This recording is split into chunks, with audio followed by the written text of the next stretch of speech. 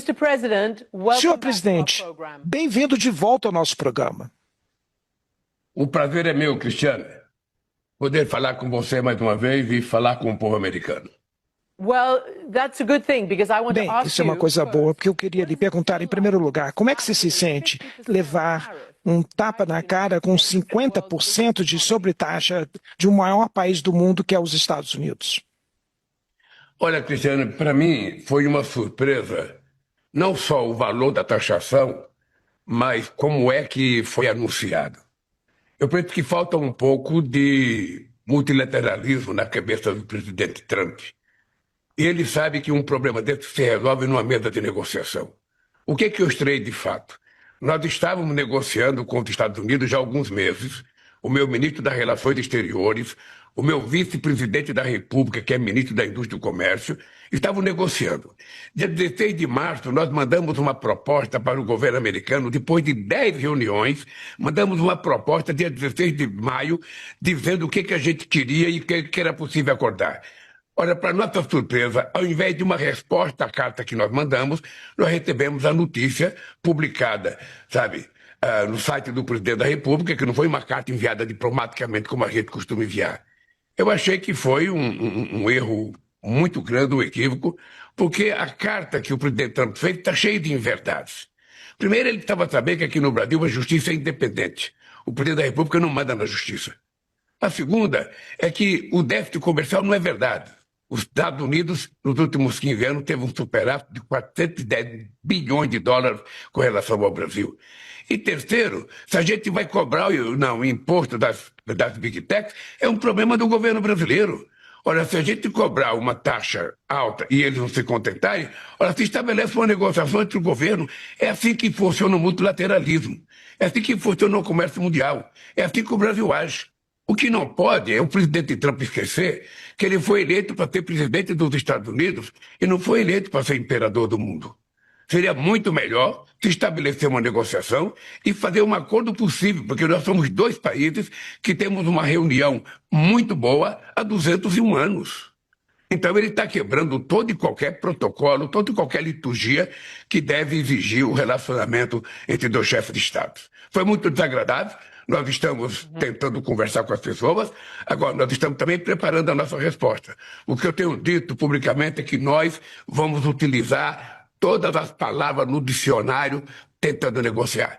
Se não der negociação, você pode ter certeza que a gente vai recorrer à OMC, ou podemos recorrer sozinho, ou poderemos juntar um grupo de países e recorrer, ou poderemos utilizar a lei da reciprocidade que foi acabada de aprovar pelo Congresso brasileiro. É assim que vai ser. Eu lamento que dois países que têm uma relação histórica de 201 anos precisem estar brigando na justiça porque um presidente não respeita a soberania do outro. Senhor presidente, deixa eu levantar algumas questões que o Trump falou. Em primeiro lugar, falando sobre, como você acabou de mencionar, o Procurador-Geral da República, da AGU, disse que, de acordo com os dados dos Estados Unidos, o Messias escreveu que tem um superávit com seu país que era 7,4 bilhão no último ano. De acordo com seus números, chega a quase 30 bilhões, fazendo que o Brasil é o terceiro maior contribuidor para o superávit mundial dos Estados Unidos, quando você inclui os bens e serviços. E como você diz, nos últimos 15 anos, os Estados Unidos têm uma superávit de 410 bilhões. Nessa questão do comércio, que o Trump gosta de dizer, a América está sendo explorada pelos seus... Por que ele tem essa ideia? Por que ele acha que tem um déficit com esses países todos e com o Brasil? Ou por falta de conhecimento ou por falta de assessoria. Porque o déficit do ano passado foi de 7 bilhões de dólares para o Brasil. E nós continuamos achando que os Estados Unidos continua sendo um parceiro muito relevante para o Brasil. Nós tivemos um fluxo na balança comercial de 87 bilhões. Os Estados Unidos exportou para o Brasil 47 bilhões e nós exportamos para os Estados Unidos 40 bilhões. Que são produtos que muitas vezes são empresas que levam o produto para lá e trazem o produto para cá. É uma coisa complicada que eu acho que vai ser resolvida na hora que os empresários americanos e os empresários brasileiros sentarem numa mesa e negociar para mostrar, não apenas ao presidente do Brasil, mas ao presidente dos Estados Unidos, de que a taxação foi equivocada, foi mal pensada e foi avisada no momento equivocado quando a gente estava numa mesa de negociação. Não é possível aceitar, sabe, que um país acha que pode, sabe, ditar as regras para outro país sem sentar numa mesa de conversação. Bem, presidente, uma segunda questão que você também mencionou é uma questão política. Aparentemente, o presidente Trump está dizendo que ele discorda com a investigação e o processo no tribunal do seu predecessor, o presidente Bolsonaro. Aqui que está o que o Trump disse. Isso é nada mais, nada menos do que um ataque sobre um oponente político, que eu sei muito, porque aconteceu comigo. 10 vezes eu fui acusado de coisas. Qual é a sua resposta para esse comentário do presidente Trump? Olha, a minha resposta, Cristiane, é que o Poder Judiciário brasileiro é independente. O presidente da República não tem influência no Poder Judiciário. Eu indico o ministro da Suprema Corte, ele é referendado pelo Senado ou não, ele toma posse e vai cuidar da nossa Constituição. Veja só, o Bolsonaro está sendo julgado não é porque ele é oposição. Porque é importante lembrar que eu perdi 3 eleições nesse país. É importante lembrar que a 5ª eleição que eu disputo, sabe, e também já ganhei 4 eleições. Eu e a minha sucessora Dilma Rousseff, vai para 5 eleições que nós ganhamos. E nunca houve ninguém nesse país que tentasse estabelecer a tentativa de golpe como o Bolsonaro fez. O Bolsonaro não está sendo julgado pessoalmente, ele está sendo julgado pelos atos que ele cometeu. Ele tentou dar um golpe, tentou derrubar a democracia, ameaçou sigilosamente, sabe, a morte do Alckmin, a minha e a do presidente do Tribunal Eleitoral Brasileiro. Ou seja, ele está sendo julgado por isso. E ontem o procurador-geral fez a denúncia. Ele certamente será condenado. E eu queria dizer uma coisa, Cristiane, para o povo americano. Se o Trump fosse brasileiro e ele tivesse feito aqui o que foi feito no Capitólio, ele também estaria sendo julgado. E possivelmente, se tivesse ferido a Constituição de acordo com os ministros, ele também poderia ser preso. Bem, nesse momento eu tenho que dizer, presidente, que o presidente Bolsonaro nega todas essas acusações, mas na maior parte o seu filho, Eduardo, que é membro do Congresso, ele está nos Estados Unidos fazendo lobby para sanções contra o Brasil. E ele queria também sanções contra o presidente do Supremo. E agora o Trump está querendo não só sanções no Supremo, mas agora sobre o povo brasileiro com 50% de tarifa. Os seus opositores têm sido fortes. O Bolsonaro está tentando obter esse resultado. Eles querem que você abandone as acusações contra ele. Veja, primeiro não é o presidente Lula que acusa. É o Ministério Público que faz a acusação. E quem julga é a Suprema Corte. O Lula não tem nada a ver com isso. É importante, Cristiano, lembrar que eu fui julgado por essa mesma corte.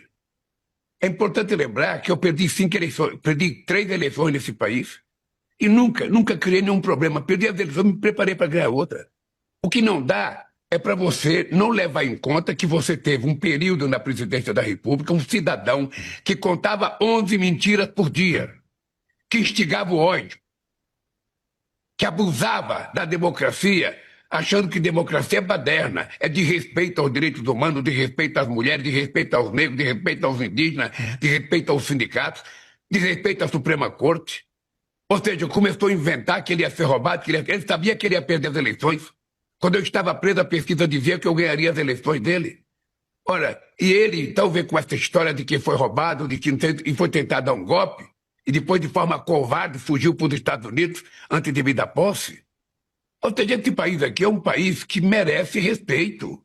E o presidente Trump tem que respeitar, sabe, a soberania desse país. A soberania da Suprema Corte, a soberania do Poder Legislativo, a soberania do Poder Executivo, como eu respeito a soberania americana. Ora, o presidente Trump tem o direito de taxar os produtos americanos, os produtos brasileiros de qualquer outro país do mundo. Mas seria muito mais correto a gente sentar numa mesa de negociação e na OMC negociar. Porque a verdade nua e crua é essa. O presidente Trump está querendo destruir a coisa mais sagrada que aconteceu depois da Segunda Guerra Mundial, que foi o multilateralismo. O multilateralismo permitiu que os estados pudessem conviver em harmonia, sentados e tentar resolver os seus problemas negociando. Não é a supremacia da força, sabe, de um contra o outro. Eu vou dizer para você uma coisa, a taxação tarifária não resolve nenhum problema, pode criar muitos outros problemas. E é importante lembrar que o tarifaço vai criar problema também para o povo americano, não é só para o povo brasileiro. Eu aqui vou tentar resolver os meus problemas. Nós estamos conversando com os empresários, estamos conversando com os produtores agrícolas, estamos conversando com os pescadores, estamos conversando com os sindicatos. Nós vamos encontrar uma solução e vamos dar uma resposta, não pelo site, numa carta oficial do presidente da República do Brasil ao presidente Trump, para ele saber que respeito é muito bom, eu gosto de dar e gosto de receber. Sim, você acabou de dizer que a sua resposta vai ser uma carta oficial e não pela mídia, não pelas redes sociais. Então, deixa eu te perguntar, como você sabe, o presidente Trump ameaçou com tarifas de 50% para a China, depois voltou para trás e 50% ou mais para a Colômbia, depois a Colômbia recuou, aceitou e negociou uma outra, aceitou os deportados de volta para a Colômbia. Os povos nos vários países não querem provocar o Trump, porque será pior ainda enfrentar o Trump do que tentar chegar a um acordo. Qual seria seu plano econômico se você não concordar com o que o presidente Trump está exigindo e se você for atingido pela tarifa de 50%? Como é que você vai sobreviver? Que mercado você vai buscar, presidente?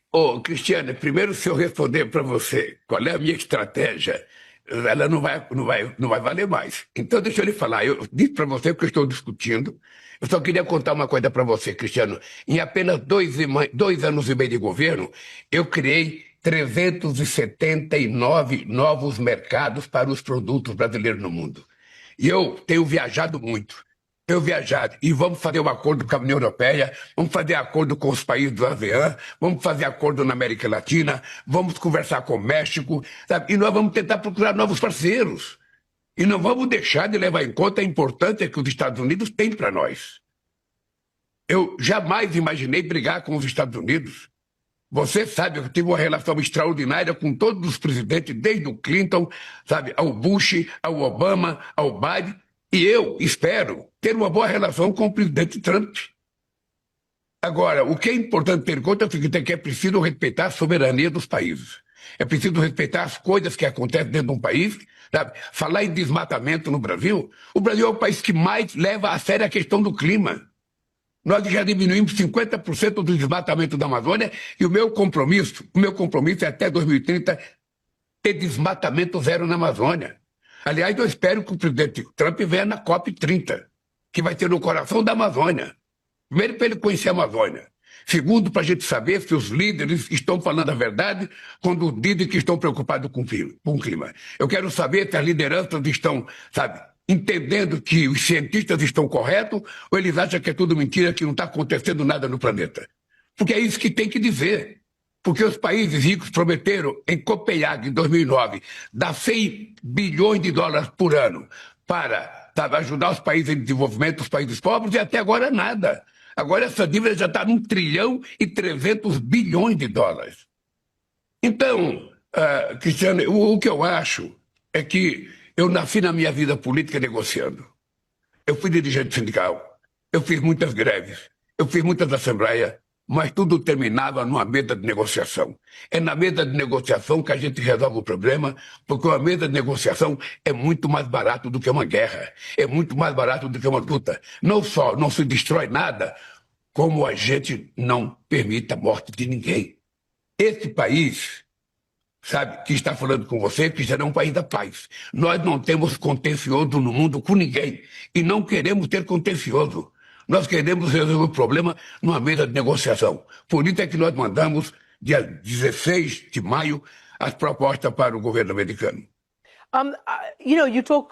Bem, você fala e nos lembra muito bem que você foi um grande negociador. O presidente Trump também, ele gosta de se chamar de um grande negociador. Isso certamente significa que os dois presidentes, ele e ele, deveriam ter uma reunião para conseguir resolver isso. Mas você é da esquerda progressista, ele é da direita e tudo isso.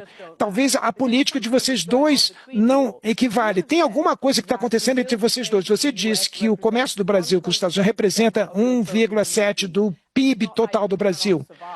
Então, não é que o Brasil não poderia sobreviver sem os Estados Unidos. É isso que você disse aí para a mídia. Você acha, então, que o seu país e talvez outros, como o BRICS e outros países, serão capazes fica a prova de Trump estabelecer um comércio, um mercado separado, independente dos Estados Unidos, para se protegerem contra essas tarifas unilaterais que os Estados Unidos está impondo? Cristiano, deixa eu te dizer uma coisa muito sincera. Eu não sou um presidente progressista, eu sou presidente do Brasil. Eu não vejo o Trump como presidente de direita, eu vejo ele como presidente dos Estados Unidos. Ele foi eleito. Ele tem o respaldo do povo americano. Então não importa se eu gosto ou não gosto dele, se ele é de direita ou de esquerda. Importa que ele é o presidente dos Estados Unidos, importa que eu sou o presidente do Brasil. Nem os Estados Unidos tem outro, nem aqui no Brasil tem outro. Sou eu e ele. Então a melhor coisa do mundo é você estar numa mesa para conversar. Essa é a melhor coisa do mundo. Até agora ele tem demonstrado que não tem interesse porque ele acha que ele pode fazer das tarifas que ele quiser. A segunda coisa, ninguém quer romper com os Estados Unidos, ninguém quer prescindir dos Estados Unidos. O que nós queremos é não ser refém dos Estados Unidos. O que nós queremos é ter mais liberdade nas transações comerciais entre os países dos BRICS.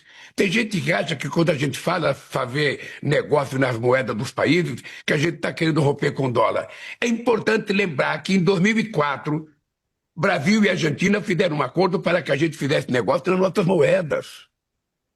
E isso é o que nós queremos, ver possibilidade de fazer acordo nas nossas moedas sem precisar que você fique pendurado no dólar. Esse é um dado concreto. Ninguém está pensando nem em criar uma nova moeda. Nós estamos querendo apenas fazer acordo e negócio nas nossas moedas. E é importante lembrar, Cristiano, que quando você fala dos BRICS é de esquerda, é importante lembrar que os BRICS têm 10 presidentes do G20. É importante lembrar que 4 presidentes dos BRICS foram convidados para o G7 no Canadá. Então é importante lembrar que nós representamos 40% do comércio internacional, sabe? E é importante lembrar que nós temos 25%, sabe, do PIB mundial. Além do que, nós temos praticamente metade da população. E nós não queremos brigar com ninguém. O BRICS não foi criado para a gente brigar com o norte, não. O BRICS foi criado para que a gente, os iguais, discutam de forma iguais os seus problemas. Eu, por exemplo, tenho interesse muito na África, eu tenho interesse na América Latina. O Brasil é um país importante na América Latina, importante para a África, e nós queremos estreitar nossas relações. E nós queremos comprar e vender o que for possível. O Brasil é um país em busca de paz e tranquilidade. É assim que nós buscamos paz na Ucrânia, é assim que nós buscamos paz, sabe, em Gaza, é assim que nós queremos paz no continente africano, sobretudo no Congo. O Brasil não quer nem alimentar, nem participar de guerra. O Brasil quer paz e quer negociar. É importante que o governo americano saiba disso. Muito bem, então eu queria te perguntar, presidente, se você sente alguma empatia ou um conselho para o presidente Trump com relação ao presidente Putin. Você acabou de falar de paz na Ucrânia e você falou com o presidente Putin quando você visitou na desfile dos 80 anos do fim da Segunda Guerra, da vitória, você sugeriu que você podia intermediar, mas você também viu o presidente Trump tentando convencer o presidente Putin, tentou apresentar como negociador, mediador, e o presidente Putin nem respondeu ao Trump. E o Trump está ficando muito frustrado com isso. Você também não teve muito sucesso com Putin para terminar com essa guerra. O que nós podemos falar para o presidente Putin, para você, presidente, ou para qualquer outra pessoa que queira terminar com essa guerra? O que fazer? Deixa eu te dizer o que deveria ser feito. Eu vou te dizer o que eu penso que deveria ser feito. Tá? Eu penso que era importante que se levasse em conta uma proposta feita pelo Brasil e pela China na criação de um grupo de amigos. Um grupo de amigos, escolhido pela ONU. O secretário-geral da ONU escolhe um grupo de amigos, de pessoas que não estejam envolvidas no conflito, vai à Rússia, ouve o Putin, vai à Ucrânia, ouve o Zelensky, e faz uma proposta alternativa àquilo que os dois querem. Porque aquilo que os dois querem, aquilo que o Zelensky acha que é a única condição para ele fazer um acordo, aquilo que o Putin acha que é a única condição, não vai acontecer. Essa guerra não vai ter vencedor. Então o que é importante é que tem uma nova proposta a ser feita. O problema é que não tem interlocução no mundo.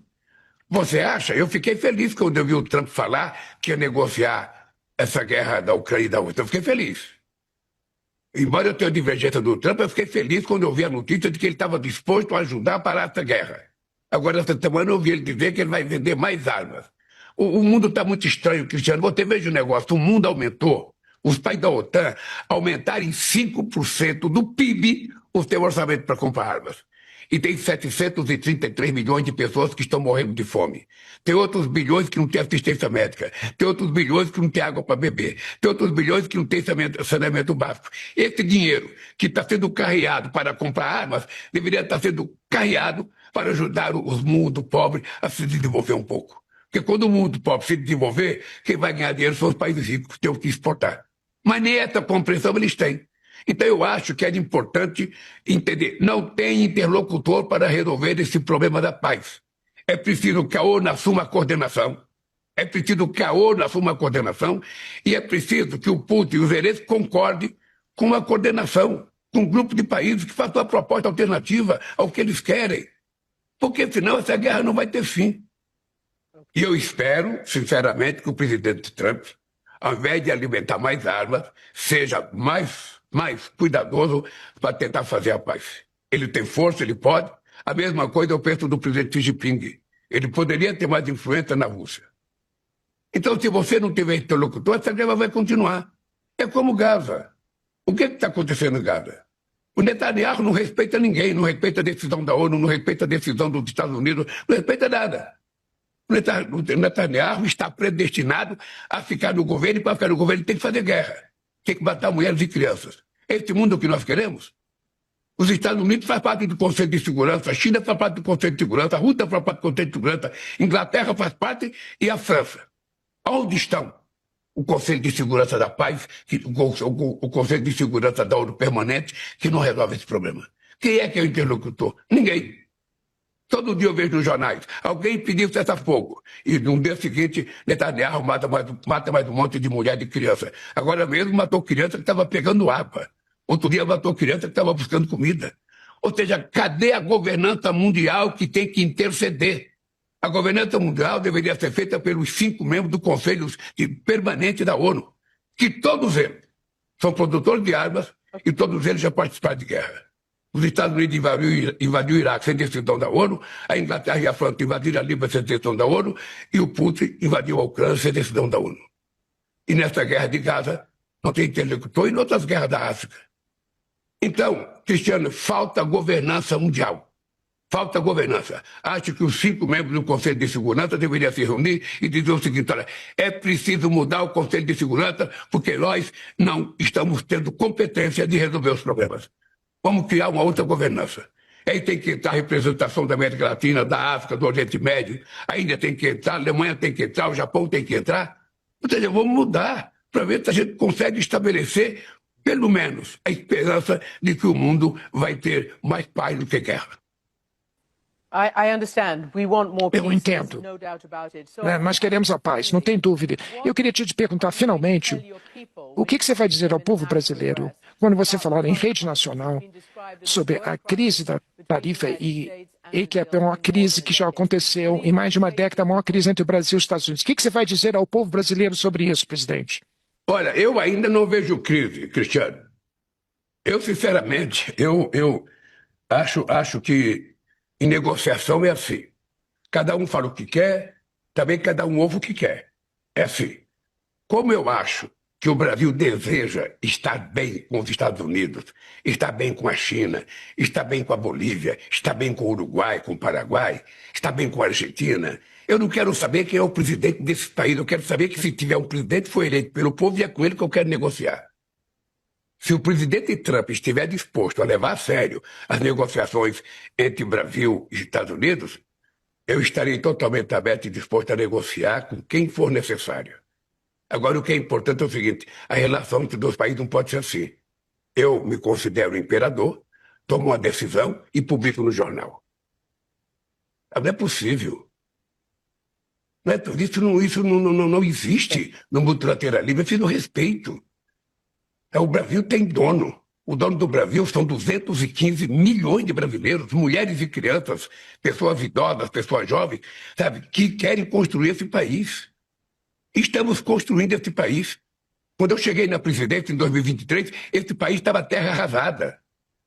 Esse país estava com desemprego, esse país estava com inflação, esse país não tinha crescimento econômico, esse país estava isolado do planeta Terra. Ninguém queria vir aqui. O Trump mesmo recebeu o Bolsonaro por 15 segundos. Nem o Trump queria conversar com ele. E agora o presidente Trump fazer uma carta para mim, colocando como condição de negociação não processar o Bolsonaro. Aí, sinceramente, não dá nem para acreditar. Eu, quando vi a carta pelos jornais, eu pensei que era um material apócrifo. E depois eu fui ver que era mesmo, sabe, uma coisa assinada pelo presidente Trump. Então, pode ficar certo que o Brasil, no momento certo, vai dar a resposta à carta do presidente Trump. Pode ficar certo. E no pronunciamento eu vou falar com o povo brasileiro sobre o que eu estou pensando. Sinceramente, pode estar certo. Pode estar certo. O Brasil não gosta de encrenca. O Brasil gosta de negociar e gosta de paz.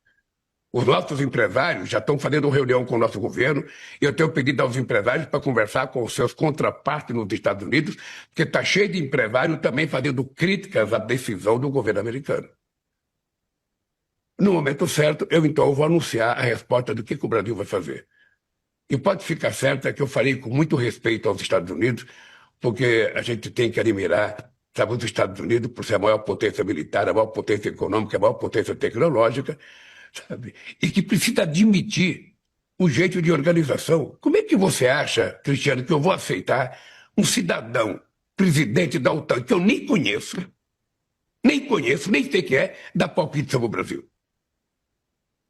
É preciso que as pessoas respeitem.